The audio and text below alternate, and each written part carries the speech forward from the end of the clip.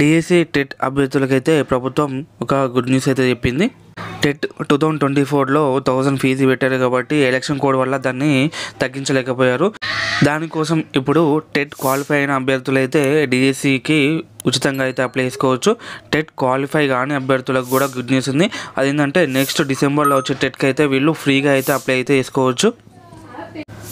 అయితే ఆల్రెడీ డిఎస్సికి ఫీ కట్టిన వారి పరిస్థితి ఏంది అనేది ఇప్పుడు సందిగ్ధంగా అయితే మారింది.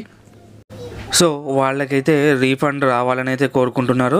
సో ఈ అవకాశం అనేది రీఫండ్ అనేది ప్రభుత్వం ఇస్తుందా లేకుంటే నెక్స్ట్ డిఎస్సికి ఏమన్నా ఛాన్స్ ఇస్తుందా అనేది చూడాలి. రీఫండ్ ఆప్షన్ వచ్చినప్పుడు మన ఛానల్లో అయితే అప్డేట్ ఇస్తాను, మిస్ అవ్వకుండా చూడండి. అదేవిధంగా రీఫండ్ ప్రాసెస్ ఎలా చేసుకోవాలో కూడా చెప్తాను. ఇప్పుడు టెట్ క్వాలిఫై అయిన వాళ్ళు డిఎస్సికి ఫ్రీగా ఎలా అప్లై చేసుకోవాలో చూద్దాం. టీఎస్ డిఎస్సి అని కొట్టండి. కొట్టగానే మనకు అక్కడ రిజిస్ట్రేషన్ అప్లికేషన్ ఫీ పేమెంట్ అనేది చూపిస్తుంది. అక్కడ రిజిస్ట్రేషన్ మీద క్లిక్ చేయండి. క్లిక్ చేసిన తర్వాత మీ యొక్క హాల్ టికెట్ నెంబర్ అలాగే రిజల్ట్ అనేది దగ్గర పెట్టుకోండి. టెట్ యొక్క డీటెయిల్స్ ఇక్కడ టెట్ యొక్క డీటెయిల్స్ అనేది అడగడం అయితే జరుగుతుంది. అంటే మీరు టెట్లో క్వాలిఫై అయ్యారా 2024లో అంటే ఎస్ అని పెట్టండి.